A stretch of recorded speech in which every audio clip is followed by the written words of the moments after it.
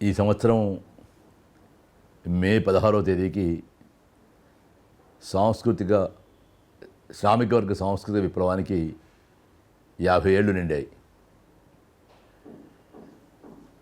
Comrade చారు మజుందార్ శ్రామిక వర్గ సాంస్కృతిక విప్లవాన్ని ప్రపంచ విప్లవాల్లో 3వ విప్లవంగా పేర్కొన్నాడు. మొదటిది రష్యాలో 1917 ఫిబ్రవరిలో బూర్జువా విప్లవంగా విజయవంతమై అక్టోబర్ నెలలో సోషలిస్ట్ విప్లవంలో ప్రవేశించినటువంటి బోల్షెవిక్ విప్లవం. రెండవది 1 అక్టోబర్ 1949న చైనాలో విజయవంతమైనటువంటి నూతన ప్రజాస్వామిక విప్లవం. ఈ రెండింటి నుంచి నేర్చుకున్నటువంటి విజయాలకు సంబంధించినటువంటి పాఠాలు, వీటి కొనసాగింపు సంబంధించినటువంటి పోరాటంలో, వర్గ పోరాటంలో వచ్చిన సమస్యలను పరిష్కరించుకుంటూ ఉపరితలం మీదనే కాకుండా, పునాది మీదనే కాకుండా ఉపరితలం మీద చేసినటువంటి పోరాటంగా ఒక సమగ్రమైనటువంటి సమాహార విప్లవంగా కమ్రేడ్ చారు మజుందార్ శ్రామిక వర్గ సాంస్కృతిక విప్లవాన్ని నిర్వచించాడు. శ్రామిక వర్గ సాంస్కృతిక విప్లవం యొక్క ప్రభావం వల్లనే ప్రపంచవ్యాప్తంగా 80 విప్లవ పార్టీలు, మార్క్సిస్ట్ లెనిస్ట్ పార్టీలు ఏర్పడడం, భారతదేశానికి సంబంధించినంత వరకు అంతర్గతంగా ఉన్నటువంటి వైరుధ్యాలు ఒక పరిష్కారాన్ని వెతుక్కునే దశ ఒక అంశం అయితే, బయట నుంచి వచ్చినటువంటి చాలా సన్నిహితమైన బయట నుంచి వచ్చిన ప్రభావంగా శ్రామిక వర్గ సాంస్కృతిక విప్లవమే నక్సల్బరీ పోరాటానికి దారితీసింది. ఇవాటి వరకు కొనసాగుతున్నటువంటి భారత నూతన ప్రజాస్వామిక విప్లవానికి నక్సల్బరీ పంథా ఏమైనా సరి అయిందని అనుకుంటున్నామంటే, ఈ నక్సల్బరీ పంథాను చేపట్టడానికి ఒక ఎక్స్టర్నల్ ఫోర్స్గా బలంగా ప్రభావితం చేసింది శ్రామిక వర్గ సాంస్కృతిక విప్లవం. కనుక మన దేశంలో నూతన ప్రజాస్వామిక విప్లవంలో ఉన్నవాళ్ళు, విప్లవ ప్రజానీకం, ప్రజాస్వామ్యాన్ని కోరుకునే వాళ్ళందరూ కూడా ఈ శ్రామిక వర్గ సాంస్కృతిక విప్లవం గురించి తెలుసుకోవాల్సి ఉన్నది, దాన్ని నిర్వహించాల్సి ఉన్నది. ఆ నిర్వహించే క్రమంలో ఇవాటి మన పరిస్థితులకు దాన్ని ఎట్లా అన్వయించుకోవాలని కూడా నేర్చుకోవాల్సి ఉన్నది. శ్రామిక వర్గ సాంస్కృతిక విప్లవం గురించి మాట్లాడే కంటే ముందు దీని అవసరాన్ని గుర్తించినటువంటి లెనిన్ బోల్షివిక్ రెవల్యూషన్ సమయంలోనే 1917 విప్లవం విజయవంతమైన సమయంలోనే ఈ బోల్షివిక్ రెవల్యూషన్ను, విప్లవాన్ని మనం కాపాడుకోవాలన్నా, బోల్షివిక్ విప్లవం సాధించినటువంటి సామ్యవాదాన్ని స్థిరపరచుకొని ముందుకు తీసుకుపోవాలన్నా మనకు చాలా సాంస్కృతిక విప్లవాలు అవసరం లేదని మొట్టమొదటిసారిగా సాంస్కృతిక విప్లవం యొక్క మాటను, అవసరాన్ని గుర్తించి రాసినవాడు లెనిన్. అంటే కమ్యూనిస్ట్ మేనిఫెస్టోలో కానీ, మార్క్సిజంలో కానీ మౌలికంగానే ప్రతిపాదింపబడినటువంటి ఒక అంశానికి శ్రామిక వర్గ సాంస్కృతిక విప్లవం ఒక ప్రయత్నమే. అదేమిటంటే, పెట్టుబడి వలన మనిషి తనలోని మనిషిని కోల్పోయాడు, కోల్పోయిన మనిషిని మళ్ళీ పొందడమే విప్లవం అనే ఆ అంశం మీదనే ఆయన కమ్యూనిస్ట్ మేనిఫెస్టోలో అయినా, క్యాపిటల్లో అయినా విస్తారంగా కోల్పోవడం ఎట్లా జరిగింది, తిరిగి పొందడం ఎట్లా జరుగుతుంది, కోల్పోయిన మనిషి తనను తాను పొందడానికి అవసరమైనటువంటి వర్గ పోరాటం ఏమిటి, ఈ వర్గ పోరాటంలో శ్రామిక వర్గ పాత్ర ఏమిటి, శ్రామిక వర్గం అంటే ఏమిటి అనేటువంటి అంశాలను మార్క్స్ చాలా విస్తృతంగా తన జీవితం అంతా కూడా చర్చించాడు. కోల్పోవడానికి, పోగొట్టుకోవడానికి ఏమీ లేని, సంఖ్యలు తప్ప ఏమీ లేని కార్మికులు, ఏ వ్యక్తిగత లేనటువంటి కార్మిక వర్గం, అట్లాగే ఎప్పుడూ ఒక సమష్టిగా, ఒక సమూహంగా జీవించేటువంటి స్వభావం కలిగినటువంటి కార్మిక వర్గం నాయకత్వం వహిస్తుంది అని ఆయన అన్నప్పుడు, దాని ద్వారా మనం ఒక కమ్యూనిస్ట్ సమాజాన్ని స్థాపించుకుంటామని అన్నప్పుడు ఆయన దృష్టి అంతా కూడా ఈ రెండు ప్రధానమైన విలువలు, వ్యక్తిగత ఆస్తి లేని, పోగొట్టుకోవాలని సంఖ్యలు తప్ప ఏమీ లేని వాళ్ళు, ఎప్పుడూ తన గురించి కాకుండా సమష్టి గురించి ఆలోచించేవాళ్ళు, అటువంటి కార్మిక వర్గం, అటువంటి స్వభావం కలిగింది లేదా అటువంటి కార్మిక వర్గ party, communist party, Vanguard party విప్లవాన్ని విజయవంతం వహిస్తుందని మార్క్స్ ప్రతిపాదించాడు. అటువంటి బోల్షివిక్ ఇవాళ నిజానికి దండకారణ్యంలో ఉండేటువంటి జనతా సర్కార్ సందర్భంగా నూతన మానవ ఆవిష్కరణ అనేటువంటి మాట మనం ఎట్లా వాడుతున్నామో బోల్షీకరణ అనేటువంటి మాటను కూడా అట్లాగే వాడుతూ ఉన్నాం. బోల్షీకరణ అనేది నిరంతరం మనిషి తన మీద తాను, వ్యవస్థ మీద తాను చేసేటువంటి పోరాటంగా ఉండేటువంటిది బోల్షీకరణ. శ్రామికుల సంస్థ విప్లవం కూడా అటువంటిదే.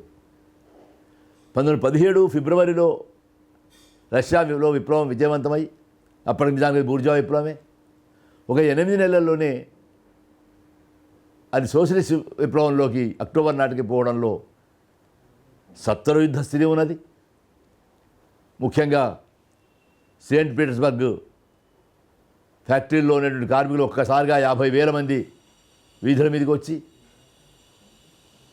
జార్ సైన్యంలో ఉండేటువంటి వాళ్ళు కూడా ఒక సెక్షన్ అంతా కూడా విప్లవం వైపు వచ్చి రిసరెక్షన్ లాగా, ఒక సత్వర యుద్ధం లాగా, ఒక దాడిలాగా జరిగి విజయవంతమైనటువంటి విప్లవాన్ని అప్పుడు ఉండేటువంటి పెట్టుబడిదారీ విధానం యొక్క అత్యంత బలహీనమైనటువంటి లింకును తెగ్గొట్టి విప్లవం తెచ్చే క్రమంలో 8 నెలల్లోనే సామ్యవాద విప్లవాన్ని సాధించుకున్న క్రమంలో ఎదుర్కొన్న సమస్యల పరిష్కారానికి స్థిరంగా ఒక శ్రామిక సంస్థ విప్లవం అవసరాన్ని లెనిన్ గుర్తించాడు. అది నిర్వహించే అవకాశం ఎక్కువ రాకుండానే 1923లోనే లెనిన్ అమరుడయ్యాడు. ఆ తర్వాత వచ్చినటువంటి పరిణామాలు, ఎందుకంటే లెనిన్ అమరత్వం నాటికే 23లో ఆయన అమరుడైన తర్వాత అప్పటికే దాదాపుగా ప్రపంచవ్యాప్తంగా ఆర్థిక మాంద్యం పరిస్థితి ప్రారంభమైంది. 30ల నాటికి ఆర్థిక మాంద్యం తీవ్రతరం అయిపోయింది. సోవియట్ రష్యాలో తప్ప ప్రపంచంలో ప్రపంచం మొత్తంగా ఈ ఆర్థిక మాంద్య ప్రభావానికి గురి అయింది. ఇది దాదాపుగా చాలా కాలం కొనసాగి స్పెయిన్ అంతర్యుద్ధానికి కూడా దారితీసింది. స్పెయిన్ అంతర్యుద్ధంలో ఫాసిజాన్ని మట్టి కనిపించడానికి ఒక అంతర్జాతీయ బ్రిగేడ్ ఏర్పడడం, అందులో రచయితలు, కళాకారులు పాల్గొనడం. స్పెయిన్ అంతర్యుద్ధం ఓడిపోయినప్పటికీ చరిత్రకారులు చెప్పినట్టుగా రెండో ప్రపంచ యుద్ధాన్ని అది 4 ఏళ్ళు వాయిదా వేసన్నారు. 40లో రెండో ప్రపంచ యుద్ధం ప్రారంభమైంది. నిజానికి సోషలిస్ట్ సమాజ నిర్మాణంలో అదొక పెద్ద సవాల్గా మారింది. రష్యా తనకు తానుగా ఒక సోషలిస్ట్ సమాజాన్ని నిర్మాణం చేసుకునే క్రమంలో సామ్యవాదాన్ని సోషలిస్ట్ నిర్మాణం చేసేటువంటి ప్రయత్నంలో ప్రపంచవ్యాప్తంగా ఫాసిజానికి వ్యతిరేకంగా ప్రజాస్వామ్యం చేస్తున్నటువంటి పోరాటం, వలస దేశాలు తమ విముక్తి కోసం పోరాటం చేస్తూనే తమ దేశాల్లో ప్రజాస్వామ్యాన్ని తెచ్చుకుంటున్న పోరాటాలు, వీటన్నిటికీ సోషలిస్ట్ నాయకత్వం వహించాల్సిన పరిస్థితి వచ్చింది.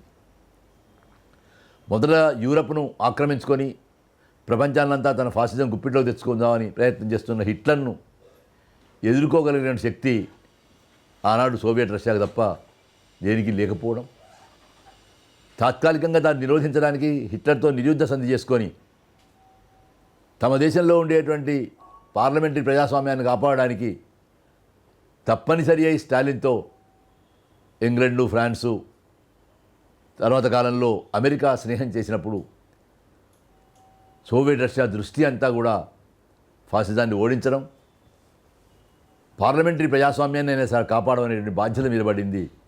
ఆ క్రమంలో అంతర్గతంగా సోషలిస్ట్ నిర్మాణం యుద్ధాన్ని ఎదుర్కోవడం అనే నిర్మాణాన్ని మీద కేంద్రీకరించాల్సి వచ్చింది. యుద్ధం ముగిసే నాటికి రష్యన్లు 2 కోట్ల మంది ప్రాణార్పణ చేసి ఫాసిజాన్ని మట్టి కల్పించగలిగారు. కానీ అంతర్గతంగా సామ్యవాదం ఎదుర్కొనేటువంటి సమస్యలు పరిష్కరించడంలో కొన్ని సమస్యలు వచ్చినాయి. అవన్నీ మావో సెతుంగ్ స్టాలిన్ అంచనా వేసేటువంటి క్రమంలో సమీక్షించే ఉన్నాడు. ఈ నేపథ్యంలో చైనా విప్లవం 1949లో విజయవంతం తర్వాత, రెండో ప్రపంచ యుద్ధం ముగిసిన తర్వాత విజయవంతం అయిన తర్వాత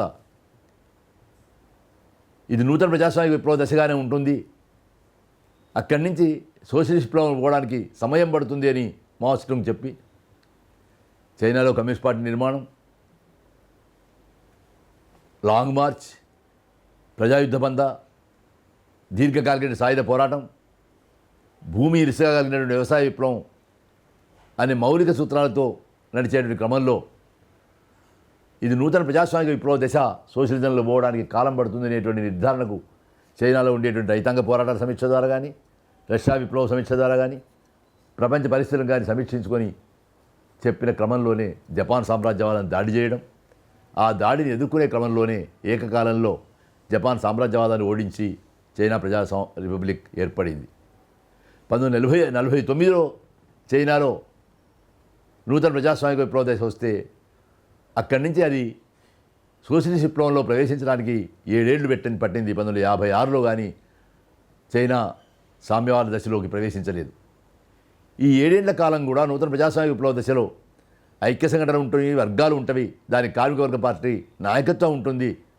సనియట్ సేన్ లాంటి కమ్యూనిస్ట్ పార్టీ సభ్యులు లేనటువంటి వాళ్ళు ఆనాటి చైనాకు ఉపాధ్యక్షులుగా ఉండేటువంటి స్థితి, మావో చైర్మన్గా ఉంటే ఉపాధ్యక్షులు ఉండేటువంటి స్థితి కూడా ఉన్నది. ఆ దశలో మనమంతా ఇది విప్లవంలో నడిచే దశ అనే మావోస్టుంగ్ అన్నాడు. అంటే 2 కాళ్ళ మీద నడుస్తాం, ఒక కాలు వ్యవసాయం, ఇంకో కాలు పరిశ్రమ.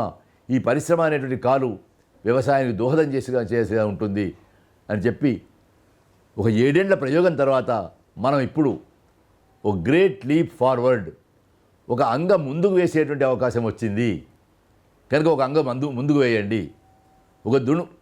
సామాన్యంగా విప్లవం గురించి మనం చెప్పేటప్పుడు నడకగా ఉండేటువంటిది ఒక్కసారిగా గెంతుగా మారడం అనేది విప్లవం అంటాం. ఇప్పుడు మనం ఒక గెంతుగా సామ్యవాద దశలోకి ప్రవేశించవచ్చు, దూకవచ్చు. అయితే దీని కొరకు 100 పూలు వికసించనివ్వండి, 100 ఆలోచనలు ఘర్షణ పడనివ్వండి అనేటువంటి నినాదం కూడా ఇచ్చాడు.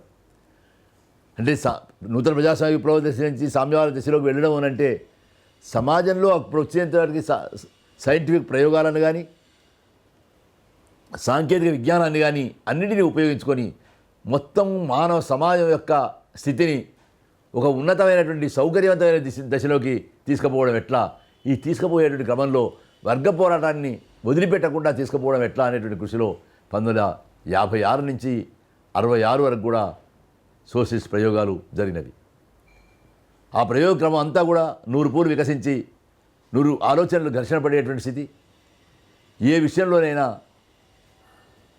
వర్గ పోరాటం ప్రాతిపదికగా ప్రయోగము అభివృద్ధి చేసేటువంటి స్థితి, ఆ స్థితి కొనసాగుతున్న క్రమంలో అంతర్జాతీయంగా కొన్ని మార్పులు వచ్చినవి.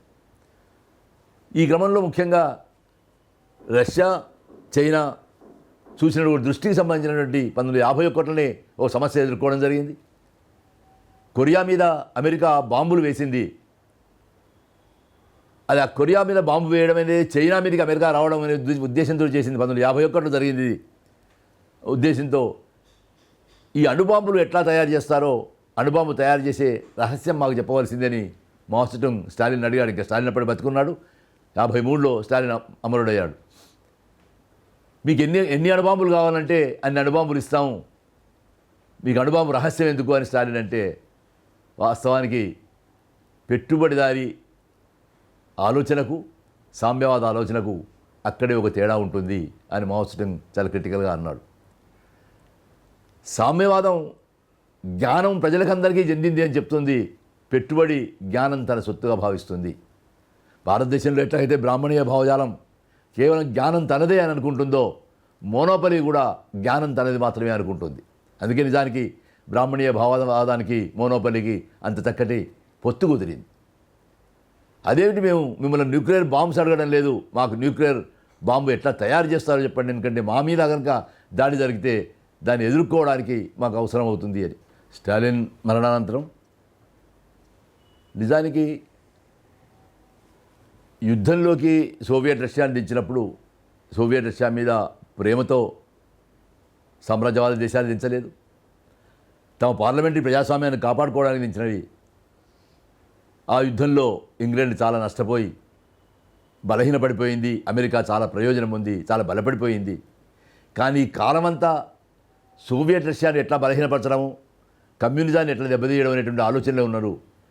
ఇంతమంది శక్తులు కలిసి కూడా స్టాలిన్ బతికున్నంతకాలం యుద్ధంలో కూడా స్టాలిన్ ఏమి చేయలేకపోయారు. కానీ ఈ క్రమం అంతా చేసిన ప్రయత్నంగానే పెట్టుబడిదారీ పంథా అనేది కమ్యూనిస్ట్ పార్టీ ఆలోచన ధోరణిలోనే రష్యాలో ప్రవేశించి 56 నాటికి అది వేరుపురుగై లోపలించి తొలగడం అనేది ప్రారంభించింది. 1956లో అయితే యుద్ధ క్రమంలో చేసినటువంటి ఆలోచనలో వచ్చినటువంటి వర్గేతర భావజాలం యొక్క ప్రభావానికి ఒక ఉదాహరణ చెప్పాను నేను. న్యూక్లియర్ బాంబు తయారు చేసే రహస్యం జ్ఞానం కావాలని ఒక సామ్యవాద దేశం అడిగితే పొరుగు సామ్యవాద దేశం ఎన్ని బాంబులు కావాలని అడగడంలో ఉండేటువంటి ఆలోచన అది కమ్యూనిస్ట్ ఆలోచన కాదు. అది మౌలికంగా జ్ఞానానికి సంబంధించినటువంటి ఫార్ములాకు సంబంధించినటువంటి అంశాన్ని షేర్ చేసుకోవడం ఉంటుంది. అది జరగలేదు. క్రమంగా అటువంటి భావజాలం బలపడే క్రమానికి వచ్చి 1956 వచ్చే వరకు 20వ కాంగ్రెస్లో కమ్యూనిస్ట్ పార్టీ 20వ కాంగ్రెస్లో క్రుష్చెవ్ వర్గ సామరస్య సిద్ధాంతాన్ని ప్రతిపాదించాడు. ప్రపంచంలో ఉండేటువంటి 2 పెద్ద దేశాలలో సామ్యవాదం ఏర్పడింది కాబట్టి ఇంకా మిగిలిన దేశాలలో సామ్యవాదాన్ని తీసుకురావడం కోసం వర్గ పోరాటం అవసరం లేదు. అట్లాగే ఒక సామ్యవాద ప్రపంచం ఏర్పడి ఉన్నది 2 పెద్ద దేశాలలో, 2 పెద్ద ఖండాలని చెప్పవచ్చు. నిజానికి 2 పెద్ద ఖండాలలో, మిగిలిన ఖండాలలో మాత్రమే సామ్రాజ్యవాదం దాని ప్రభావం ఉన్నది, పెట్టుబడిదారి విధానం దాని ప్రభావం ఉన్నది. దాంతో మనం సహజీవనం చేయవచ్చు. ఏ ఏ దేశాలైతే ప్రపంచంలో అలీన దేశాలుగా ఉన్నాయో, సోవియట్ రష్యా వైపు చూస్తున్నాయో, అక్కడికి మనం శాంతియుత పరివర్తన ద్వారా సామ్యవాదాన్ని పంపించవచ్చు అని 3 ప్రతిపాదనలను క్రుష్చెవ్ చేశాడు. మావో సేతుంగ్ నాయకత్వంలో చాలా కమ్యూనిస్ట్ పార్టీలు దాన్ని వ్యతిరేకించాయి. కానీ ప్రపంచవ్యాప్తంగా ఉండే కమ్యూనిస్ట్ పార్టీ క్రుష్చెవ్ ప్రభావం వల్ల 56 నుంచి 1966 వరకు కూడా ఈ విషయంలో మహత్తరమైన చర్చ, గ్రేట్ డిబేట్గా మనం పిలుచుకునేటువంటి మహత్తరమైన చర్చ కొనసాగింది. ఈ చర్చకంతా మావో సేతుంగ్ నాయకత్వం వహించాడు. చర్చ ముగిసి 1966లో సమాజంలో వర్గాలు ఉన్నంతకాలం వర్గ పోరాటాలు ఉంటవి. వర్గాలనేవి మనం చాలా స్థూలంగా చెప్పుకుంటున్నట్టుగా ఈ సమాజంలో విడివిడిగా ఉండేటువంటి అంశాలు కూడా కాదు. కమ్యూనిస్ట్ పార్టీలో కూడా వర్గేతర భావజాలం ఉండొచ్చు. కమ్యూనిస్ట్ పార్టీలో వర్గేతర భావజాలం ఉంటుంది కాబట్టి కమ్యూనిస్ట్ పార్టీ నిర్మాణం జరిగిన నాటి నుంచి కూడా, అంటే మావో సేతుంగ్ కమ్యూనిస్ట్ మేనిఫెస్టో రాసిన నాటి నుంచి కూడా 2 లైన్ స్ట్రగుల్, 2 పంథాల మధ్యన పోరాటం అనేటువంటి అంశానికి ప్రాధాన్యం వచ్చింది. మనం 2 లైన్ స్ట్రగుల్ అనే మాట వాడుతున్నామంటేనే మనం కమ్యూనిస్ట్ పార్టీలో తనకు తానుగా కమ్యూనిస్ట్ పార్టీ అని చెప్పుకున్నటువంటి పార్టీలో, తనకు తానుగా కార్మిక వర్గ పార్టీ అని చెప్పుకున్నటువంటి పార్టీలో ఒకటి సరి అయినటువంటి కార్మిక వర్గ పంథా ఉంటుంది, ఆలోచన ఉంటుంది. మరొకటి సంకల్పితంగా కావచ్చు, అసంకల్పితంగా కావచ్చు, కార్మిక వర్గ భావజాలం కానిది ఉంటుంది, కార్మిక వర్గేతర భావజాలం ఉంటుంది. ఈ రెండింటి మధ్యన ఘర్షణనే మనం 2 లైన్ స్ట్రగుల్ అంటాము, 2 పంథాల మధ్యన పోరాటం అంటాము. కనుక మనం ఇంకొక వర్గం కోసం కార్మిక వర్గేతర వర్గం కోసం బయట వెతకనక్కర్లేదు. అది కమ్యూనిస్ట్ పార్టీలో ఉంటుంది. నిజానికి చాలా కాలం వరకు ఇప్పటికీ సిపిఎంకు మింగుడు పడినటువంటి సిద్ధాంతం ఇది. కమ్యూనిస్ట్ పార్టీలోనే వర్గేతర భావజాలం ఎట్లుంటుందని దాన్నే చాలా సులభంగా కవులు చెప్పిందైతే, ఎర్ర జెండా ఎత్తుకున్నంత మాత్రాన నీ హృదయం అంతా ఎరిపోయినట్టు కాదు, హృదయం అంతా నలుపుంటే, గుండెంతా నలుపుంటే జెండా ఎట్లా ఎరిపోయిందిరా అని పాటల్లో చెప్పుకున్నట్టుగా ఈ 2 లైన్ స్ట్రగుల్ అందులో ఇమిడి ఉండేటువంటి అంశం. కనుక ఈ సిద్ధాంతాన్ని ప్రతిబించి అంటే సమాజంలో వర్గాలు ఉన్నంతకాలం వర్గ పోరాటం ఉంటుంది అని ప్రతిపాదన చేసి 1966లో ఈ అంతర్జాతీయంగా క్రుష్చెవ్ ప్రతిపాదించిన యొక్క సిద్ధాంత ప్రభావం చైనా విప్లవంలో ఎట్లా ఉన్నది. ఎందుకంటే 10 ఏళ్ళు మనం సామ్యవాద ప్రయోగం చేసినాం కదా. ఈ సామ్యవాద ప్రయోగంలో చైనాలో ఏమి జరిగింది అని ఒక పెద్ద విశ్లేషణ మావో సేతుంగ్ చేశాడు. చాలా ఆశ్చర్యకరమైనటువంటి విషయాలు. అంటే 40% ప్రజానీకం మీద బూర్జా భావజాలం ప్రభావం ఆయన కనిపించింది. విద్యారంగంలో, వైద్య రంగంలో, వ్యవసాయంలో, కార్మిక రంగంలో, అన్ని రంగాలలో కూడా బూర్జా వర్గం యొక్క ప్రభావం చాలా కనిపించింది. ఈ ప్రభావంలో చాలా ఉదాహరణ, ముఖ్యంగా ఆ తర్వాత 1966లో ప్రధానమైనటువంటి శ్రామిక వర్గ సాంస్కృతిక విప్లవంలో ఆయన చేసినటువంటి ప్రయోగాలు తాచై ప్రయోగం అని, అంటే ముఖ్యంగా తాచై అనే చోట వ్యవసాయ రంగంలో ఆయన చేసిన ప్రయోగాలు కానీ, వైద్య రంగంలో చేసిన ప్రయోగాలు కానీ, తర్వాత ఇచ్చిన ఫలితాల కనుక చూస్తే చాలా ఆశ్చర్యంగా, అంటే బూర్జా భావజాలం అనేది ఎట్లా ప్రభావితం చేస్తుందని ఓ పరిశీలన తర్వాత ఆయన కొన్ని ప్రతిపాదనలు, ముఖ్యంగా శ్రామిక వర్గ సాంస్కృతిక విప్లవంలో కొన్ని ప్రతిపాదన చేశాడు. 66లో ఒక విశ్లేషణ తర్వాత, ముఖ్యంగా ఒక ఉదాహరణకు వ్యవసాయ విశ్వవిద్యాలయాల్లో అడ్మిషన్స్ ఎవరికి ఇస్తున్నారు. మన దగ్గర భారతదేశంలో కూడా మనం చూస్తున్నాం. బీఎస్సీ డిగ్రీ ఉండి బీఎస్సీ అగ్రికల్చర్లో చేరడానికి ఇంటర్మీడియట్లో సైన్స్ ఉన్న వాళ్ళకి ఇస్తూ ఉన్నారు. అసలు వ్యవసాయం గురించి నేర్చుకోవాల్సిన వాళ్ళు, వ్యవసాయంలో అభివృద్ధి సాధించవలసిన వాళ్ళు, వ్యవసాయంలో ప్రయోగం చేయాల్సిన వాళ్ళు, వ్యవసాయంలో ఉండే రైతాంగం పిల్లలు కదా. డిగ్రీలను బట్టి సీట్లు ఇవ్వడం ఏమిటి? వ్యవసాయంలో ఉండే నైపుణ్యాన్ని బట్టి, వ్యవసాయంలో వాళ్ళకు ఉండేటువంటి అనుభవాన్ని బట్టి, వ్యవసాయంలో వాళ్ళకు ఉండే ప్రవేశాన్ని బట్టి కాదా అనేది ఓ సందేహం వచ్చింది. అట్లాగే చదువులు, పరీక్షలు, చదువులు టీచర్ ఇష్టంగా చదువు చెప్తున్నారా లేదా అనేది లేకుండా తప్పనిసరి అయి టీచర్ చెప్పే విషయం అర్థం కాకుండా పాఠం వినవలసిందేనా, పరీక్ష రాయవలసిందేనా, విద్యార్థులకు టీచర్ చెప్పేది అర్థం అవుతున్నదా లేదా అని పరిశీలన చేయడం లేదా? వైద్య రంగంలో ఒక 6 ఏళ్ళు చదువుకొని ఒక నైపుణ్యం మీద దృష్టి పెట్టడమేనా? ప్రజలకు అవసరమైనటువంటి ఆరోగ్యాన్ని, వైద్యాన్ని ప్రజలకు అందించే పద్ధతి ఉన్నదా? ఇటువంటి ప్రయోగాలన్నీ చేసి కొన్ని ప్రతిపాదన చేశాడు మావోయిస్టు. దానికైతే చాలా ఆయన 1966 మే 16 నాడు కల్చరల్ రెవల్యూషన్లో ఒక డాక్యుమెంట్ను ప్రకటించారు. దానికి ఆయన షాంఘై నదిని దాటి షాంఘై నగరానికి వెళ్ళి పోస్టర్స్ వేసి, కల్చరల్ రెవల్యూషన్ పోస్టర్స్ వేసి ప్రారంభించాలని చెప్తారు. అక్కడ ఒక అద్భుతమైనటువంటి కొన్ని ప్రతిపాదన చేశాడు. బంబార్డ్ ది హెడ్ క్వార్టర్స్, కేంద్రాన్ని బద్దలు కొట్టండి. ఎందుకంటే ఏదైతే కేంద్రం అనుకుంటున్నామో నడిపించాలి, ఒక సామ్యవాద సమాజాన్ని నడిపించాలనుకుంటున్నామో ఆ నడిపించవలసినటువంటి కేంద్రం మానవ శరీరం ప్రకారం చెప్పాలంటే బ్రెయిన్, దానికదే బూజు పట్టిపోయింది. బంబార్డ్ చేయండి, దాన్ని బద్దలు కొట్టండి. ఇంకొక వైపు ఈ సామ్యవాద చైనాను నడిపించవలసినటువంటి కమ్యూనిస్ట్ పార్టీ కేంద్ర కమిటీలోనే బూర్జువా భావజాలం చోటు చేసుకున్నది, దాన్ని బద్దలు కొట్టండి. దీనికి ఇది మామూలు విషయం కాదు. కమ్యూనిస్ట్ పార్టీ కేంద్ర కమిటీ మీద కమ్యూనిస్ట్ పార్టీ కేంద్ర కమిటీ చైర్మన్ తిరుగుబాటు చేయమంటున్నాడు. దాని కొరకు ఏం చేయాలి? డేర్ టు థింక్, ఆలోచించడానికి సాహసించండి. మనకు ఇవ్వబడినటువంటి ఆలోచనలు కాకుండా క్రుష్చెవ్ ఒక ఆలోచన ఇచ్చాడు, ఆ ఆలోచన తీసుకోవడం కాకుండా, రష్యా కమ్యూనిస్ట్ పార్టీ ఒక ఆలోచన ఇచ్చింది, దాన్ని తీసుకోవడమే కాకుండా, అది కాదు నేనే ఇచ్చాను, నేను ఇచ్చింది తీసుకోకుండా ఆలోచించడానికి సాహసించండి. ఆలోచించడానికి సాహసిస్తే ఏం చేయాలి? స్విమ్ అగైన్స్ ది టైడ్, ప్రవాహానికి ఎదురీదండి.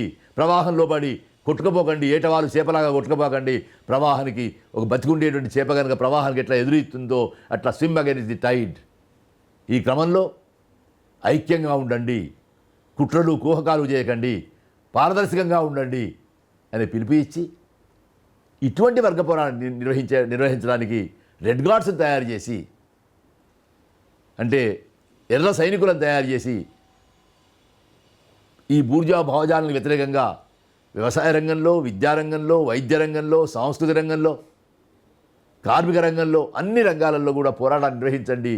అయితే ఈ పోరాటాన్ని నిర్వహించే క్రమంలో నిన్నటిలాగా మనం ఒక భావజాలం ఉపరితలం నుంచి చేరి కార్మిక వర్గం నిర్మాణం చేసుకున్న సామ్యవాదాన్ని భగ్నం చేస్తున్నది కనుక దాన్ని ఎదుర్కొనే క్రమంలో ఇన్వెస్టిగేషన్, పర్సువేషన్ ద్వారా మనం ప్రతిఘటించాల్సిందే తప్ప మనం బూర్జువా వర్గాన్ని ఓడించడానికి, దోపిడీ వర్గాన్ని ఓడించడానికి, 3 గుట్టలను కూల్చేయడానికి ఏ సాయుధ పోరాట పద్ధతిని అవలంబించడం అవసరం లేదు. పైగా బూర్జువా భావజాలం గల వాళ్ళు మన మీద దాడి చేస్తే ఆ దాడిని కూడా ఓపికగా ఎదుర్కోవడానికి సిద్ధపడాలని ఆయన రెడ్ గార్డ్స్కి పిలుపు ఇచ్చాడు. నిజానికి రెడ్ గార్డ్స్ చాలా కష్టాలను అనుభవించాల్సి వచ్చింది దాన్ని ఎదుర్కొనేటువంటి క్రమంలో. ఆ ఎదుర్కొనే క్రమంలో, ఆ పోరాటాలు చేస్తున్నటువంటి క్రమంలోనే వైద్య రంగంలో కొన్ని అపూర్వమైన ప్రయోగాలు ఏం చేశారంటే బేర్ ఫుట్ డాక్టర్స్ అనేది ప్రవేశపెట్టారు. ప్రజల దగ్గరికి వైద్యం తీసుకుపోవడానికి, గ్రామాల్లోకి వైద్యాన్ని తీసుకుపోవడానికి 7 ఏళ్ళు 8 ఏళ్ళు ఒక మెడికల్ కాలేజీలో చాలా ఎక్స్పర్టైజ్ ఉండేటువంటి, చాలా స్పెషలైజేషన్ ఉండేటువంటి వైద్యాన్ని నేర్చుకోవడం అవసరమా? ఇదంతా నేర్చుకునే డాక్టర్లను ఒక 100 కోట్ల మంది చైనా ప్రజల్లోకి ప్రవేశపెట్టడం అనేది ఇంత కష్టసాధ్యమైన విషయం. కనుక డాక్టర్లకు అవసరమైనటువంటి ప్రాథమిక విద్యను ఇచ్చి, ప్రాథమికమైనటువంటి చికిత్సా సాధనాలు ఇచ్చి గ్రామాలకు పంపిద్దాం. ఎటువంటి వాళ్ళని మనం డాక్టర్లుగా తయారు చేద్దామంటే ఆ వ్యవసాయ రంగం నుంచి, కార్మిక రంగం నుంచి, అట్టడి వర్గాల నుంచి వచ్చిన ప్రజలనే కాళ్ళకు చెప్పులు వేసుకోవడానికి లేని వాళ్ళకు కూడా అవసరమైన చాలా చిన్నదైనటువంటి వైద్య శిక్షణ ఇచ్చేద్దాం, పంపించేది. వాళ్ళు దానికి దండకారణ్యంలో అమలవుతున్నదే. మొబైల్ డాక్టర్సు, మొబైల్ టీచర్స్ని ఇంట్రడ్యూస్ చేశారు. చలన రూపంలో ఉండేటువంటి వైద్యులు, చలన రూపంలో ఉండేటువంటి ఉపాధ్యాయులు ఉంటారు. ఒక ఆదివాసీ మహిళకు వైద్యం ఎట్లా చేయాలో నేర్పుతారు. ఆ నేర్పే క్రమంలో అప్పుడే నేర్చుకుంటుంది కనుక ఎవరైనా కడుపుల నొప్పి నీ దగ్గరికి వస్తే కడుపుల నొప్పికి ఇది మందు, అదొక్కటే ఆమెకు పరిచయం చేస్తారు. కనుక నిన్ను ప్రజలు ఎట్లా గుర్తుపెట్టుకుంటారంటే నిన్ను కడుపుల నొప్పి డాక్టర్గా గుర్తుపెట్టుకుంటారు. నీ దగ్గరికి ఎవరు వచ్చాయి? కడుపుల నొప్పి మందు ఇవ్వు. తలనొప్పి డాక్టర్ ఒకళ్ళు ఉంటారు. ఎందుకంటే ప్రజలు ఉన్నారు చాలామంది. ఒక్కొక్కళ్ళకు ఒక రంగంలో ఒకసారి చెప్తే ఇంత కాంప్లెక్స్, సంక్లిష్టమైనటువంటి జ్ఞానాన్ని పొందడం ఒకసారి సాధ్యం కాదు. అట్లా దండకారణ్యంలో కొత్త రూపంలో ఒక చలన వైద్యులను, చలన ఉపాధ్యాయులను ప్రవేశపెట్టారు. అక్కడ బేర్ ఫుట్ డాక్టర్స్ పేరుతో ఒక 1.5 6 నెలల శిక్షణ మాత్రమే ఇచ్చి వైద్యులకు పంపించారు. నిజానికి సాంస్కృతిక విప్లవ కాలంలో ఆరోగ్యంలో సాధించిన విజయాల గురించి అయితే అసంఖ్యాకంగా పుస్తకాలు వచ్చినవి. ఈ మొత్తం క్రమంలో మావోసేతుంగ్ చెప్పింది ఏమిటంటే ఎక్కడా కూడా 3 అంశాలకు ప్రాధాన్యం మర్చిపోకండి. మీరు చేస్తున్నటువంటి ప్రతి ప్రయోగంలో కూడా ప్రాతిపదిక వర్గ పోరాటం. వర్గ పోరాటం ప్రాతిపదికగానే ఒక ప్రయోగం చేయాలి. వర్గ పోరాటం ప్రాతిపదికగానే అభివృద్ధి ఉండాలి. డెవలప్మెంట్ అనేది, అభివృద్ధి అనేది మామూలుగా మనం ఎట్లా చూస్తామంటే అభివృద్ధిని సైన్స్ ద్వారా, ఒక ప్రయోగం ద్వారా చాలా గొప్ప అభివృద్ధి. ఉదాహరణకు బావి దవ్వి మూటగట్టి బావిలో నుంచి నీళ్లు తీసి ఎడ్లను కట్టి తొండంతో పైకి తీసి వేసే స్థితి నుంచి సైన్స్లో చేసిన ప్రయోగాల వల్ల కూర్చున్న చోట మీట నొక్కితే బావిలో నుంచి నీళ్లు వచ్చి బయటపడుతూ ఉన్నాయి. ఇది ఒక ప్రయోగం. ఈ ప్రయోగం వల్ల నిన్న ఒక 100 పుట్లు పండినటువంటి పొలంలో ఒక్కసారి ఒక పుట్టి పండినటువంటి పొలంలో ఒకసారి 4 పుట్లు పండేటువంటి స్థితి వచ్చింది, మిగిలిన కారణాలు కూడా కలిసి. ఇదంతా దేనివల్ల సాధ్యమైంది? సైన్స్లోని ప్రయోగం వల్ల సాధ్యమైంది. ఈ సైన్స్లోని ప్రయోగం కానీ, ఈ ప్రయోగం వల్ల సాధించేటువంటి అభివృద్ధి కానీ, ఈ రెండు కూడా కోణాలు మాత్రమే, ఒక భూమికకు మీరు ఆధారపడి ఉండేటువంటి కోణాలు మాత్రమే. అందుకే దీన్ని ట్రయాంగులర్గా మావోసేతుంగ్ వివరించాడు. దీనికి భూమిక వర్గ పోరాటమే ఉంటుంది. భూమిక వర్గ పోరాటమే ఉంటుందని అర్థం. ఏ ప్రయోజనమైనా కానీ ఉత్పత్తిలో పాల్గొనేటువంటి ఉత్పత్తి శక్తులకు చెందడం అనేటువంటి ప్రాతిపదిక వర్గ పోరాటానికి ప్రాతిపదిక. ఈ వర్గ పోరాటం ప్రాతిపదిక మనం చేసే ఒక ప్రయోగం, మనం చేసే ఒక అభివృద్ధి ఎవరికి చెందాల్సి ఉన్నది? వర్గ పోరాటంలో పాల్గొనేటువంటి ప్రజలకు చెందాల్సి ఉన్నది, కార్మిక వర్గానికి చెందాల్సి ఉన్నది, రైతాంగానికి చెందవలసి ఉన్నది. కనుక ఏ ప్రయోగమైనా కానీ దీన్ని తర్వాత కాలంలో 1973 వచ్చేనాటికి, 73, 76 వచ్చేనాటికి డెంగ్ సియాపింగ్ ఏ పిల్లి అయితే ఏమిటి ఎలుకను పట్టడానికి, ఎర్ర పిల్లే కావాలన్నా ఎలుకను పట్టడానికి అనే చాలా ప్రసిద్ధంగా ప్రచారమైనటువంటి సూత్రిగా చేశారు. నిజానికి దీనికి సూత్రీకరణ ప్రాథమిక లీషోచి కమ్యూనిస్ట్ పార్టీ. చాలా విచిత్రం ఏంటంటే మంచి కమ్యూనిస్ట్ ఎలా ఉండాలనే పుస్తకం రాసిన లీషోచియే చెడ్డ కమ్యూనిస్టులు ఎట్లాగవుతారో, పెట్టుబడిదారి పంథాను అనుసరించి వాళ్ళు కమ్యూనిస్ట్ పార్టీలు ఎట్లాగా తయారవుతారో చేశారు. దీనికి ఇంకా నిజానికి ఈ వర్గ పోరాట శ్రామిక వర్గ పోరాట క్రమంలోనే చాలా పరిశోధన చేసి మావోసేతుంగ్ మొత్తం చైనా విప్లవాన్ని నడిపించే క్రమాన్నంతా కూడా 3000 సంవత్సరాల రైతాంగ జీవితాన్ని అధ్యయనం చేయడం నుంచి రూపొందించాడు. ఏది ఆయన బుర్రలో నుంచి వచ్చినటువంటి ఆలోచన కాదు. 3000 సంవత్సరాల చైనా రైతాంగ జీవితాన్ని, పోరాటాలను ఆయన అధ్యయనం చేశాడు. ఈ క్రమంలో ఆయన 1966లో సాంస్కృతిక విప్లవం గురించి ఆలోచిస్తున్నప్పుడు ఆయనకు తట్టినటువంటి మొట్టమొదటి తత్వవేత్త, ఇవాళ ప్రపంచమంతా చాలా గౌరవించే తత్వవేత్త కన్ఫ్యూషియస్. ఈ కన్ఫ్యూషియస్ గురించి ఆయన ఏమంటాడంటే రైతులు అన్నమాట అన్నాడు ఆయన. రైతులు కన్ఫ్యూషియస్ కాలంలోనే రైతులు ఎవరైనా ముందు కన్ఫ్యూషియస్ వెళ్ళిపోతుంటాడు, వెనుక శిష్యులు వస్తూ ఉంటారు. మా గురువు గారిని మీరు ఎవరైనా చూశారంటే ఎవరు ఆ చేతులు ఊపుకుంటే ఎప్పుడు మాట్లాడుకుంటూ పోయినాయన ఆయన రైతులు అడిగారట. అంటే కన్ఫ్యూషియస్ తత్వ ప్రబోధాలే చేసిండు తప్ప ఎప్పుడూ చేతులు ఆడించింది తప్ప చేతులతో పని చేయలేదు. కన్ఫ్యూషియస్ సిద్ధాంతం అంతా కూడా శ్రమతో సంబంధం లేని తాత్విక ప్రబోధము.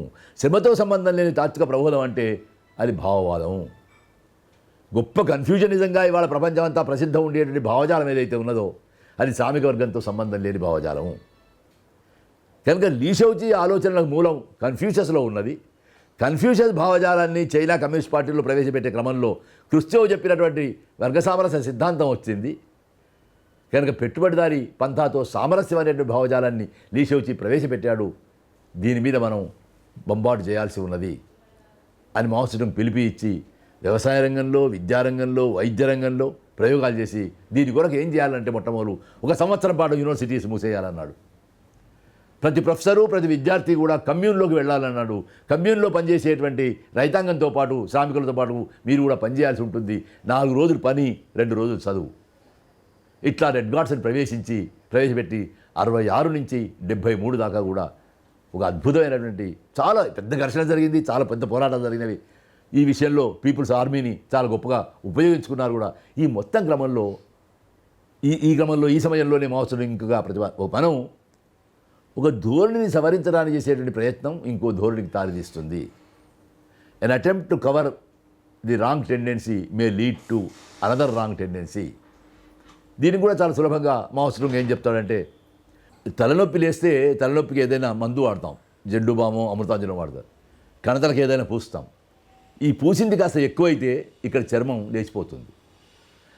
అంటే ఒక తప్పుడు ధోరణి సవరించడానికి చేసేటువంటి ప్రయత్నంలో మళ్ళీ నువ్వు ఒక తప్పుడు ధోరణి కొట్టుకపోతే ఇంకో తప్పుడు ధోరణికి దాస్తావు. One tendency leads to another tendency అనే సూత్రీకరణ చేశాడు. సరిగ్గా శ్రామిక వర్గ సాంస్కృతిక విప్లవంలో మొదటి దశ ఇంకో టెండెన్సీకి దారి చేసింది. అది దాన్నే ఇవాళ మనం లిన్ పియావో భావజాలం అంటాం. అంటే ఒకవైపు ఏమిటి, యూనివర్సిటీలన్నీ కూడా బూజుపట్టిపోయినాయి, బూర్జువా భావజాలం వచ్చింది కనుక కమ్యూన్కి వెళ్ళండి, యూనివర్సిటీలో మూసేయండి అన్నారు. దాన్ని లిన్ పియావో ఎంత దూరం వెళ్ళారంటే పుస్తకాలు చదవాల్సిన అవసరం లేదు, పుస్తకాలు చదివితే పుస్తకాలు పురుగులు అయిపోతారు. కనుక మీరు మావో సెటూంగ్ చెప్పినటువంటి విషయాలన్నీ కూడా రెడ్ బుక్ అనేటువంటి ఒక చిన్న పుస్తకంలో తత్వాలుగా ఉంటాయి, గోల్వాల్కర్ సూత్రాలు ఉంటాయి కదా, అట్లా ఒక సూత్రాలుగా ఉంటాయి. అవి చదువుకుంటే చాలు. ఇవి చదువుకుంటే చాలు అనేది ఎక్కడ దాకా పోయింది, చేతిలో రెడ్ బుక్ ఉంటే చాలు, చేతిలో రెడ్ బుక్ ఉంటే చాలు, ఇంకేమి అక్కర్లేదు అని పెద్ద పెద్ద మౌస్టమ్ హోర్డింగ్లు పెట్టించి చేతుల్లో రెడ్ బుక్లు పెట్టించి చదువుకోనక్కర్లేదు, చదివితే పుస్తకాల పురుగులు అవుతారు. అప్పటి వరకు చైనా సాహిత్యంలో ఉండేటువంటి నాటకాలన్నీ బూర్జువా నాటకాలని, షేక్స్పియర్ నాటకాలన్నీ బూర్జువా నాటకాలని. షేక్స్పియర్ రాసిన కాలం ఏమిటి, శిథిలమవుతున్నటువంటి ఇంగ్లాండ్ వ్యవస్థ ఏమిటి, అందులో ఉండేటువంటి వైరుధ్యాలను మనం ఎట్లా ఉపయోగించుకోవాలి, ఇదేమీ లేకుండా షేక్స్పియర్ నాటకాలను నిషేధించడం, ఈ ఒక ఎక్స్ట్రీమిటీకి తీసుకువెళ్ళి మావో సెటూంగ్ ఆరాధనా భావం అనే దాన్ని, రెడ్ బుక్ ఆరాధనా భావజాలాన్ని లిన్ పియావో ప్రవేశపెట్టాడు. 72 వరకు దీనివల్ల జరిగినటువంటి నష్టాలు చాలా ఉన్నవి. అయితే లిన్ పియావోకు పీపుల్స్ ఆర్మీలో ఉండేటువంటి పట్టు వల్ల, అట్లాగే కమ్యూనిస్ట్ పార్టీలో కూడా చైర్మన్ మావోకు లిన్ పియావోను వైస్ చైర్మన్ అనేటువంటి ప్రతిపాదన కూడా చేయడం వల్ల లిన్ పియావో పట్టు పెరిగింది. 73 వచ్చే వరకు కూడా దీనివల్ల కొన్ని అతివాద నష్టాలు జరిగేటువంటి పరిస్థితి వచ్చింది. ఒక తీవ్రవాద టెండెన్సీ అనేది వచ్చింది. అయితే ఈ టెండెన్సీ క్రమంలో ఒక రకంగా కాలం రుజువు చేసిందంటే, ఇవన్నీ బయటపడే సమయానికి లిన్ పియావో చైనా నుంచి తప్పించుకొని పోవడానికి ప్రయత్నం చేశాడు. ఎందుకంటే ఇదంతా కూడా పెట్టుబడిదారి పంథా యొక్క సామ్రాజ్యవాదం యొక్క కుట్ర వల్ల జరుగుతున్నటువంటి ఫలితం అనేది అర్థమైంది. ఓ ప్లేన్ క్రాష్లో లిన్ పియావో చనిపోయాడు. ఆ సమయంలో 73లో చైనా 10th కాంగ్రెస్ జరిగింది. 10th కాంగ్రెస్లోనే వీటన్నిటిని క్రోడీకరించి మావో సెటూంగ్ ఒక సిద్ధాంతాన్ని ప్రతిపాదించాడు. చైనా 10th కాంగ్రెస్ కొన్ని నిర్ణయాలు చేసుకున్నది. మనం సాంస్కృతిక విప్లవం గురించి మాట్లాడుతున్నామంటే ఇదేదో కుట్రపూరితంగా చేయాలనుకునేది కాదు, ఇది పారదర్శకంగా చేయాలనుకున్నది. అట్లాగే చీల్చడం కొరకు చేసిన ప్రయత్నం కాదు ఇది, మనం ప్రజలందరినీ కలపడానికి చేసిన ప్రయత్నము. కనుక ఇక్కడ మనం పాటించవలసింది పారదర్శకత. ఒక తప్పుడు ధోరణిని సవరించడానికి మనం చేసేటువంటి ప్రయత్నం ఇంకో తప్పుడు ధోరణికి దారి తీయకూడదు, మన అధ్యయనం పెరగాలి అని. అప్పుడే నిజానికి మార్క్సిజం లెనినిజాన్ని చాలా అధ్యయనం చేయాలి, దానికి అన్వయించిన అప్పటికి వాడిన మాట మావో సెటూంగ్ థాట్ను అన్వయించాలి. ఈ క్రమంలో కనీసం మనం చదవాల్సినటువంటి 8 క్లాసిక్స్ పుస్తకాలు చదవాల్సి ఉన్నది. Marx manifesto, communist manifesto, Lenin state and revolution, ఓపిక ఉంటే క్యాపిటల్, లెనిన్ రాసినటువంటి imperialism the highest stage of capitalism, జాతుల సమస్య, what is to be done, new democracy, ఇట్లా ఒక 8 పుస్తకాలను 10th కాంగ్రెస్ ఒక సిలబస్గా చెప్పి ఈ 8 పుస్తకాలైనా కనీసం చదవాల్సినటువంటి పుస్తకాలు అనే పుస్తకాలను నిర్వచించి, ఏదైనా సరే పారదర్శకంగా కుట్రలు కుహకాలు లేకుండా జరగాలి అనే విషయాన్ని, అంటే మొత్తం 66 నుంచి 72 వరకు వచ్చినటువంటి విషయాలన్నీ క్రోడీకరించి 1972 నుంచి 76 వరకు శ్రామిక వర్గ సాంస్కృతిక విప్లవంలో రెండవ దశ. అయితే మావో సెటూంగ్ ఏ టెండెన్సీస్ గురించి అయితే, ఏ ధోరణుల గురించి మాట్లాడాడో అందులో లెఫ్ట్ సెక్టేరియనిజాన్ని కరెక్ట్ చేసే క్రమంలో 73 ఏ పారదర్శకత గురించి మాట్లాడాడో 73లో ఆ క్రమంలో ప్రజాస్వామీకరణలో తీసుకోవాల్సినటువంటి మెలకువలు తీసుకోకపోవడం వల్ల లీ షోచి నాయకత్వంలో పెట్టుబడిదారీ పంథాకు సంబంధించినటువంటి రివిజనిజాన్ని పార్టీలోనూ సైన్యంలోనూ బలంగా ప్రవేశపెడుతున్నటువంటి డెంగ్ సియాఓపింగ్, అప్పటిదాకా తొలగించబడినటువంటి డెంగ్ సియాఓపింగ్ మళ్ళీ బలపడడం ప్రారంభమైంది. 73 నుంచి 76 వరకు డెంగ్ సియాఓపింగ్ ప్రాబల్యం పెరుగుతూ వచ్చింది. ఏ పిల్లి అయితే ఏమిటి ఎలుకను పట్టడానికి అనేటువంటి ఆయన ప్రతిపాదన ఏదైతుందో క్రమంగా పార్టీలో ఉండే శ్రేణుల్లో సైన్యంలో దాన్ని ఆకర్షించడం ప్రారంభమైంది. 76లో మావోసెటుంగ్ అమరత్వంతో డెంగ్ సియాఓపింగ్ పూర్తిగా సైన్యం మీద పార్టీ మీద పట్టు సాధించుకొని మళ్ళీ తిరిగి అధికారం రావడం జరిగింది. ఈ ఏపిల్లి అయితే ఏమిటి, ఎలుకను పట్టడానికి సిద్ధాంతం దాని యొక్క తీవ్రమైనటువంటి విషపరిణామాలకు ఒక ఉదాహరణ చెప్పి ఈ మొత్తం శ్రామిక వర్గ సంస్థ విప్లవం చైనాలో జరిగిన తీరు గురించి మనం మాట్లాడుకోవచ్చు. అది 1989లో 89 నాటికి చైనా ఈ అభివృద్ధిని నైపుణ్యాన్ని సాధించడం కోసం 30,000 మంది టెక్నోక్రాట్స్ను అమెరికాకు పంపించింది. ఈ 30,000 మంది టెక్నోక్రాట్స్ అమెరికాకు వెళ్ళి నైపుణ్యాన్ని అయితే నేర్చుకొని వచ్చారు, అభివృద్ధిని ఎట్లా సాధించాలో నేర్చుకొని వచ్చారు, సైన్స్లోని చాలా నైపుణ్యాలు నేర్చుకొని వచ్చారు. కానీ ఆ నేర్చుకునే క్రమంలో అమెరికాలో వాళ్ళు చూసినటువంటి సమాజాన్ని, అమెరికాలో వాళ్ళు అనుభవించినటువంటి వ్యవస్థలో ఉండేటువంటి ఒక అనార్కిక్ ఫ్రీడమ్ను, మామూలుగా భాషలో చెప్పాలంటే ఆ లిబర్టీ స్టాచ్యూను చూసి అమెరికాలో ఉండే ఏ స్వేచ్ఛ అయితే స్వేచ్ఛ అని వాళ్ళు భ్రమపడ్డారో, చైనాకు వచ్చి అటువంటి స్వేచ్ఛ కావాలని వాళ్ళు కోరుకున్నారు. అసలు ఫ్రెంచ్ రెవల్యూషన్ ప్రతిపాదించినటువంటి స్వేచ్ఛకు, ప్యారిస్ కమ్యూన్ ప్రతిపాదించినటువంటి స్వేచ్ఛకు చాలా ముఖ్యమైన తేడా ఉంది. ఫ్రెంచ్ విప్లవం ప్రజాస్వామ్యం కొరకు మనం ఎంత పెద్ద ప్రేరణ పొందవలసిన విప్లవం అయినప్పటికీ కూడా అది ఫ్యూడలిజం మీద దాడి చేసి బూర్జా వర్గం తన కొరకు సాధించుకున్న సమానత్వం, తన కొరకు సాధించుకున్న సౌభ్రాతృత్వం, తన కొరకు సాధించుకున్నటువంటి సమానత్వాలే. ఫ్రెటర్నిటీ, లిబర్టీ, ఈక్వాలిటీ, సమానత్వం, స్వేచ్ఛ, సౌభ్రాతృత్వం అనే 3 భావాలు బూర్జా వర్గం తన కొరకు సాధించుకున్నవే, ఫ్యూడలిజాన్ని కాదని కానీ మొత్తంగా సమాజానికి కాదు. శ్రామిక వర్గం సాధించుకునేటువంటి స్వేచ్ఛ, శ్రామిక వర్గం సాధించుకునే సమానత్వం, వాటి సౌభ్రాతృత్వం ఎట్లా ఉంటుందనేది ప్యారిస్ కమ్యూన్ ముందు పెట్టింది. వాటికి ప్రపంచానికి మనం ప్రజాస్వామ్యం అనే మాట మాట్లాడుతున్నాం అంటే, ప్రజాస్వామిక విలువలనే మాట మాట్లాడుతున్నాం అంటే, లేదా రూల్ ఆఫ్ లా అనే మాట మాట్లాడుతున్నాం అంటే, ఇదంతా బూర్జా వర్గ పరిమితిలో ఉన్నటువంటి విషయమే తప్ప దీనికి బయట ఉత్పత్తిలో పాల్గొనేటువంటి శ్రామిక వర్గం ఉత్పత్తి మీద తన అధికారాన్ని పొందడానికి సంబంధించినటువంటిది కాదు. ఈ ఘర్షణ చైనా సామ్యవాదంలో అప్పటిదాకా అనుభవించిన ఫలితాలు పొందినటువంటి శ్రామిక వర్గానికి, ఇక్కడి నుంచే వెళ్ళినటువంటి శాస్త్రజ్ఞులు నేర్చుకుని వచ్చినటువంటి టెక్నోక్రాట్స్ అయి వచ్చినటువంటి వాళ్ళు కోరుతున్న స్వేచ్ఛకు ఒక ఘర్షణ వచ్చింది. ఆ ఘర్షణ ఫలితమే తీన్మియన్ స్క్వేర్. ఒక రివిజనిస్ట్ దేశం, ఒక రివిజనిస్ట్ ప్రభుత్వం ఇటువంటి ఘర్షణను ఎట్లా కేవలం శాంతి భద్రత సమస్యగా పరిష్కరిస్తుందనడానికి తీన్మియన్ స్క్వేర్ ఒక ఉదాహరణ. అయితే తీన్మియన్ స్క్వేర్ను ఉదాహరణ చూపెట్టి కమ్యూనిస్ట్ పార్టీ తీవ్రమైనటువంటి నియంత్రణ అమలు చేస్తుందని ప్రపంచం అంతా మాట్లాడింది. కానీ చాలా వాస్తవానికి నిజానికి శ్రామిక వర్గ సంస్థ విప్లవం జరుగుతున్న కాలంలో, యూనివర్సిటీలు మూసివేస్తున్న కాలంలో ప్రపంచవ్యాప్తంగా ఆశ్చర్యపోయారు. మావోసెటుంగ్ మామూలుగా కమ్యూనిజం అంటే చాలా నియంత్రిత ధోరణిలో ఉంటుంది. కమ్యూనిస్ట్ విధానం ఎందుకంటే చాలా సామెతలు కూడా ఉండేవి. రష్యాలోనేమో ఇనుపతెర ఉన్నది, చైనాలోనేమో వెదురు బొంగుల తెర ఉన్నది. 71 దాకా కూడా చైనా లోపలికి వెళ్ళి ఎవరు చూడలేకపోయారు, నిక్సన్ మొదటివాడు అని ఎట్లా చెప్పుకునేవాళ్ళు. అటువంటి చైనాలో 66 నుంచి 76 వరకు అమలైనటువంటి సాంస్కృతిక విప్లవంలో ఏమి జరుగుతున్నదనేది బయట ప్రపంచానికి చాలా ట్రాన్స్పరెంట్గా కనపడ్డది, చాలా పారదర్శకంగా కనపడ్డది. ఆ రోజులలో అమెరికాలో రోజుకొక పుస్తకం చొప్పున కల్చరల్ రెవల్యూషన్ గురించి వచ్చింది. రాసిన వాళ్ళంతా అమెరికా నుంచి వచ్చిన వాళ్ళు రాశారు. అద్భుతమైన ప్రజాస్వామిక ప్రయోగం జరుగుతుందని రాశారు. ఎట్లాగైతే జంగల్ మహల్ ప్రయోగాల గురించి బయటి మేధావులు రాశారో, దండకారైన ప్రయోగాల గురించి బయటి మేధావులు రాస్తున్నారో, అట్లా ఆనాడు శ్రామిక వర్గ సంస్థ విప్లవం గురించి రాశారు.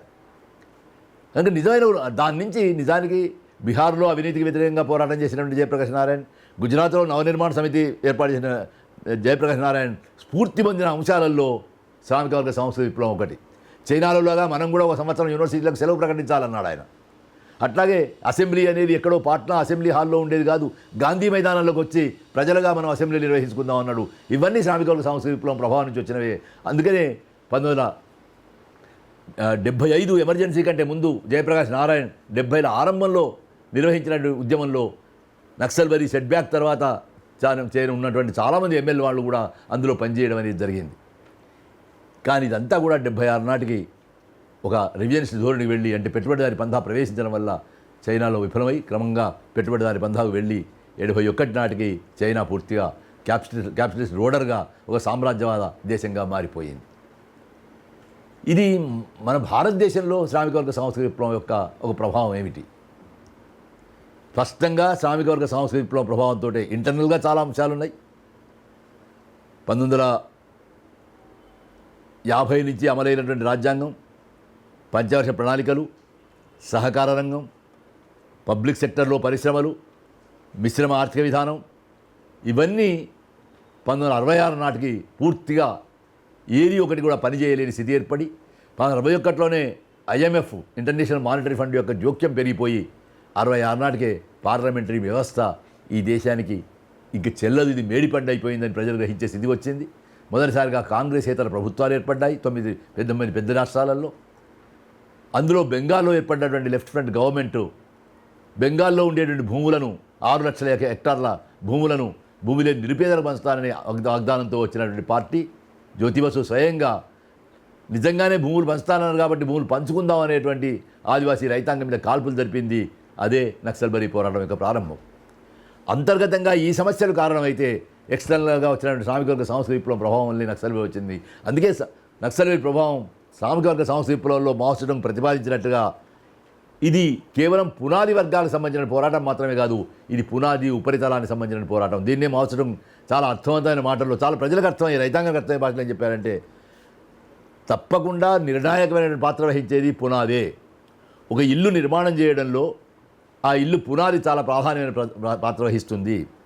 ఈ ఇల్లు కట్టి ఇంటికి గోడలు కట్టి గోడల మీద కప్పు వేస్తాము, ఇది నిజమే, ఇది పునాదుల మీదనే ఇల్లు నిలబడుతుంది. కానీ కప్పు చూరు నుంచి కారేటువంటి నీళ్లు నిరంతరం పునాదిలోని పడుతూనే ఉంటే ఎంతో కొంతకాలం పోయినాకనైనా ఉపరితలం నుంచి సూర్యులో నుంచి కారిన నీళ్లు పునాదిలో ఇంకి ఈ పునాది లుకలుక అయ్యే పరిస్థితి వస్తుంది. కనుక పునాది మీద ఉపరితలం యొక్క ప్రభావం ఉంటుంది, భావజాలం యొక్క ప్రభావం రాజకీయ ఆర్థిక రంగం మీద ఉంటుంది అని కూడా చైనా శ్రామిక వర్గ సంస్థ విప్లవం రుజువు చేసింది. కనుక నక్సల్బరీ పోరాటం ఏకకాలంలో పునాది ఉపరితలాలకు సంబంధించిన పోరాటంగా జరిగింది. అందుకే మార్క్స్ చెప్పినటువంటి ఆ తర్వాత కాలంలో లెనిన్ ఊహించినటువంటి ఆ తర్వాత కాలంలో చారుమోదన్ చెప్పినటువంటి నూతన మానవ ఆవిష్కరణ అనేది మళ్ళీ ఒకసారి నక్సల్బరీ పంథాతోటి ముందుకు వచ్చింది. నక్సల్బరీ పంథా అందుకే అంటే బయట వాళ్ళు అర్థం చేసుకోవడంలో కూడా జరిగిన లోపం ఏంటంటే అది చైనాలో అమలైంది. ఉదాహరణకు కన్ఫ్యూషియస్ సిద్ధాంతాన్ని లేదా లీషోచి సిద్ధాంతాన్ని ఓడించడం అనే రూపంలో భారతదేశంలోకి వచ్చే వరకు ఇది విగ్రహ విధ్వంసన రూపంలో వ్యక్తమైంది. మనం ఎందుకు ఈశ్వర్చంద్ర విద్యాసాగర్ విద్యారంగం గురించి చెప్పిన మాటలను స్వీకరించాలి? మనం ఎందుకు రాజా రామ్మోహన్ రాయ్ అనే జాతిపితగా స్వీకరించాలి? ఎందుకు భారతదేశంలో వచ్చిన పునరుజ్జీవనానికి జ్యోతిబా పూలే మూలపురుషుడు కాకూడదు? ఎందుకు రాజా రామ్మోహన్ రాయ్ కావాలి? ఎందుకంటే తన నీటి తోటలలో కార్మికులను హింసించిన వాడు లాంటి సిద్ధాంతాలు వచ్చినవి. ఆ క్రమంలో సహజంగానే ఎట్లాగైతే షేక్స్పియర్ నాటకాలు ఆడొద్దనేటువంటి మాట అక్కడ వచ్చిందో, ఠాగూర్ విగ్రహాలను పగలగొట్టడం, ఈశ్వర్చంద్ర విద్యాసాగర్ విగ్రహాలను పగలగొట్టడం లాంటివి కూడా వచ్చినాయి. ఈ విగ్రహ యుద్ధం అయితే ఇందులో మౌలికంగా ఇమిడి ఉన్న అంశం ఏంటంటే విగ్రహ విధ్వంసన చేయకుండా ఎట్లాగైతే మనం విప్లవం గురించి ఈ ఉండేటువంటి వ్యవస్థ యొక్క పునాదులను కూల్చకుండా కొత్త వ్యవస్థ నిర్మాణం చేయలేమని చెప్తామో, విగ్రహ విధ్వంసం లేకుండా అంటే కేవలం విగ్రహాలుగా పూజించి భావాల గురించినటువంటి ఘర్షణను మనం ఏదైతే తొలగిస్తున్నామో అది లేకుండా జరగదనేటువంటి విషయాన్ని నక్సల్బరీ ప్రతిపాదించింది. అయితే భారతదేశానికి ఉండేటువంటి సమస్యలు కూడా మన శ్రామిక వర్గ సంస్కృతి విప్లవం వెలుగులో చూడాల్సి ఉన్నది. ఏ శ్రామిక వర్గ సంస్కృతి విప్లవం అయితే 56లో క్రుష్చేవ్ ప్రతిపాదించిన సిద్ధాంతపరితంగా ఒక గ్రేట్ డిబేట్ జరిగి 66లో మనం వచ్చింది అనుకుంటున్నాము, వీటి యొక్క సూచనలు, వీటి యొక్క నీడలు, వీటి యొక్క రిపర్కషన్స్ భారత విప్లవంలో కూడా ఉన్నాయి. 1946లో ప్రారంభించినటువంటి తెలంగాణ సాయుధ రైతాంగ పోరాటాన్ని మనం 51లో ముగించాం. 51లో దీని నాయకత్వం విరమింపజేసింది. విరమించి 52 నాటికి మొత్తం కమ్యూనిస్ట్ పార్టీ ఎన్నికల్లో ప్రవేశించింది. అంటే 1956లో క్రుష్చేవ్ ఏ సిద్ధాంతాన్ని అయితే ప్రతిపాదించాడో వర్గ సామరస్య సిద్ధాంతాన్ని, ఆ వర్గ సామరస్య సిద్ధాంతం భారతదేశంలో కమ్యూనిస్ట్ పార్టీ అమలు చేయడం అనేది 52లోనే మొదలైంది. చాలా కాలం తర్వాత గోర్బచవ్ ఏ పెరిస్ట్రోయికా ఏ గ్లాస్నాస్ట్ అయితే సిద్ధాంతాలను అంటే ఒక రకంగా చెప్పాలంటే క్రుష్చేవ్ వర్గ సామరస్య సిద్ధాంతాన్ని చాలా ముందుకు తీసుకువెళ్ళి నామమాత్ర కమ్యూనిస్ట్ పార్టీ ఎర్రజెండా కూడా లేకుండా చేశాడో ఆ స్థితి భారతదేశానికి సంబంధించినంత వరకు 51 నాటికే వచ్చింది. కమ్యూనిస్ట్ పార్టీ పూర్తిగా రివిజనిజం రొంపిలో కూరుకుపోయింది. 51 నుంచి 66 వరకు కూడా ఈ స్థితి కొనసాగింది. 66 తర్వాత శ్రామిక వర్గ సంస్కృతి విప్లవ ఫలితంగా 67లో నక్సల్బరీ వసంత మేఘం గర్జించింది. కనుక భారతదేశానికి క్రుష్చేవ్ ప్రతిపాదించిన సిద్ధాంతాలు ఒక 5 ఏళ్ల ముందే రావడం అనేది ఎట్లా జరిగిందో, దాని ఫలితాల నుంచి మళ్ళీ మనం బయటపడడానికి మళ్ళీ శ్రామిక వర్గ సంస్కృతి విప్లవమే దోహం చేసి 67లో నక్సల్బరీ పంథా ప్రారంభమైంది. దాని కొనసాగింపే ఇవాళ దండకారణ్యంలో అమలవుతున్నటువంటి జనధన్ సర్కార్. ఇది పునాది ఉపరితలాల మీద జరుగుతున్నటువంటి విప్లవం. ఇందులో నూతన మానవ ఆవిష్కరణ అనేది స్పష్టంగా మనం చాలా మామూలుగా చెప్పుకునేటువంటి ఆదివాసులు మావోయిస్టులు ఆదివాసులుగా మారేటటువంటి 30 ఏళ్ల పరిణామం గురించి మనం ఏదైతే మాట్లాడుకుంటున్నామో, ఈ క్రమంలో ఏర్పడుతున్నటువంటి నూతన మానవ ఆవిష్కరణ గురించి మాట్లాడుకుంటున్నామో, దీనికంతా ప్రాతిపదిక శ్రామిక వర్గ సాంస్కృతిక విప్లవంలో ఉన్నది. ఆ నేపథ్యంలో మనం ఈ సంవత్సరం మే 16, 2016లో ప్రారంభమైనటువంటి ఈ శ్రామిక వర్గ సాంస్కృతిక విప్లవం గురించి దేశమంతా, ముఖ్యంగా 2 తెలుగు రాష్ట్రాల్లో కూడా సదస్సులు నిర్వహించుకొని, సభలు నిర్వహించుకొని, శ్రామిక వర్గ సంస్కృతి నుంచి పాఠాలు తీసుకొని, ఇందులో మరిచిపోయినటువంటి, ముఖ్యంగా ఇందులో తీసుకోవాల్సింది వర్గ పోరాటం. వర్గ సమాజం ఉన్నంతకాలం వర్గ పోరాటం ఉంటుంది. వర్గ పోరాటం అనే భూమిక వదలకుండా, వర్గ పోరాటం అనే ప్రాతిపదిక లేకుండా ఏ రంగంలోనూ ఏ ప్రయోగం కూడా, ఏ నైపుణ్యం కూడా సాధ్యం కాదు. అది నేల విడిచిన సాము చేయడమే అవుతుంది. శ్రామిక వర్గ సాంస్కృతిక విప్లవం చెప్పినటువంటి ఒకే ఒక్క భావం ఏంటంటే, భావజాలం ఎంతగా పునాదిని ప్రభావితం చేస్తుందని మనకున్నప్పటికీ, పునాదిలో ఉండేటువంటి, అందుకే అది కేవలం సాంస్కృతిక విప్లవం కాదు, అది శ్రామిక వర్గ సాంస్కృతిక విప్లవం. అది కేవలం ఒక శ్రామిక వర్గ పోరాటం కాదు, అది శ్రామిక వర్గం చేసిన సాంస్కృతిక పోరాటం. అంటే శ్రామిక వర్గం ఏకకాలంలో ఒక పునాది పోరాటాన్ని నిర్వహిస్తూ ఒక ఉపరితల పోరాటాన్ని నిర్వహిస్తుంది. పునాదిలో నిర్వహించేటువంటి పోరాటం వర్గ పోరాటం. ఉపరితలంలో ఈ వర్గ పోరాటం ప్రాతిపదికంగా ప్రయోగంలో అభివృద్ధిలో చేస్తున్నటువంటి కృషి, అంటే భావజాలం మీద చేస్తున్నటువంటి పోరాటం. ఈ 3 జమిలిగా సాగవలసి. అందుకే ప్రతి దాంట్లో మాస్టర్ 3 in 1 అనే మాట అన్నాడు ఆయన. ఒక పార్టీని నిర్మాణం చేస్తున్నామంటే 3 తరాల మనుషులు ఉండేటట్టుగా చూడు. ఒక పార్టీని నిర్మాణం చేస్తున్నామంటే 3 నేపథ్యాల నుంచి వచ్చిన వాళ్ళు ఉండేటట్టుగా చూడు. ఈ 3 in 1 అనే దానికి ప్రాతిపదిక వర్గ పోరాటం, ప్రాతిపదిక ప్రయోగము, అభివృద్ధి అనే మాటలు ఏవైతే చెప్పాడు. ఇది మన ప్రతి నిర్మాణాలలో, మన ఆలోచనలో, మా భావజాలంలో పనిచేయాల్సింది. ఈ మొత్తం క్రమంలో ప్రాతిపదికగా ఉండవలసింది వర్గ పోరాటం. వర్గ సమాజం ఉన్నంతకాలం వర్గ పోరాటం ఉంటుందనేదే మళ్ళీ ఒకసారి. అందుకే చారుమోహన్ ఇది 3వ విప్లవం అన్నాడు. బోర్షి విప్లవం ఒక వర్గ పోరాటం, చైనా విప్లవం ఒక వర్గ పోరాటం. వర్గ పోరాటం సాధించిన విజయాలు. శ్రామిక వర్గ సాంస్కృతిక విప్లవం కూడా అటువంటి వర్గ పోరాటమే. అది పూర్తిగా నెరవేరకుండా జరిగింది. మావోసేతుంగ్ అన్నట్టుగా ఒక్క శ్రామిక వర్గ సాంస్కృతిక విప్లవం సరిపోదు, వేల సాంస్కృతిక విప్లవాలు నిర్వహించాల్సి ఉంటుంది. ఒక్క మావోసేతుంగ్ నాయకత్వం ఇస్తే చాలదు. చైనాలో ఉండే 120 కోట్ల మంది మావోసేతుంగ్లు కావాలి. దాన్నే మనం నూతన మానవావిష్కరణ అంటాం. ఆ పరిస్థితి రావడానికి ప్రాతిపదిక ఉండేటువంటి వర్గ పోరాటాన్ని మర్చిపోకుండా ఉపరితలం మీద, భావజాల రంగం మీద పోరాటం చేయాల్సి ఉంది. ముఖ్యంగా మన దేశం లాంటి దేశంలో నేను ఆరంభంలో చెప్పినట్టుగా ఒక 2 అనుకూలమైన హార్మోనియస్ బ్లెండింగ్ అనే వాడతాను నేను. అంటే చాలా రసాయనికంగా కలిసిపోయే పరిస్థితి ఎక్కడంటే, పెట్టుబడి గుత్తపెట్టుబడిగా మారి దానికి సంబంధించిన జ్ఞానం అంతా తన గుప్పిట్లో ఉండాలని భావించుకుంటుందో, బ్రాహ్మణీయ భావజాలం కూడా జ్ఞానం అంతా తన గుప్పిట్లో ఉండాలనుకుంటుంది. జ్ఞానం అంతా తన గుప్పిట్లో ఉండాలనుకునేటువంటి జ్ఞానం, బ్రాహ్మణీయ భావజాలం, ఉత్పత్తి సాధనాలు, ఉత్పత్తి ఫలితాలు అన్నీ తన గుప్పిట్లో ఉండాలనుకునే మూలోపరికి సేవ చేస్తున్నటువంటి మన వ్యవస్థలో ఈ శ్రామిక వర్గ సంస్కృతి విప్లవం సాధించినటువంటి ఒక వర్గ పోరాటాన్ని, ఒక భావజాలంలోని పోరాటం మరింత కఠినతరంగా ఉంటుంది. అటువంటి కఠినతరమైన పోరాటాన్ని నిర్వహించాల్సిన బాధ్యత దాన్ని ముందు తీసుకుపోవాల్సిన ముఖ్యంగా విప్లవ సంఘం మీద, బుద్ధిజీవుల మీద, మేధావుల మీద, ప్రజాస్వామ్యవాదుల మీద ఉంది. ఆ క్రమంలో శ్రామిక వర్గ సంస్కృతి విప్లవాన్ని అర్థం చేసుకోవాల్సి ఉంటుంది.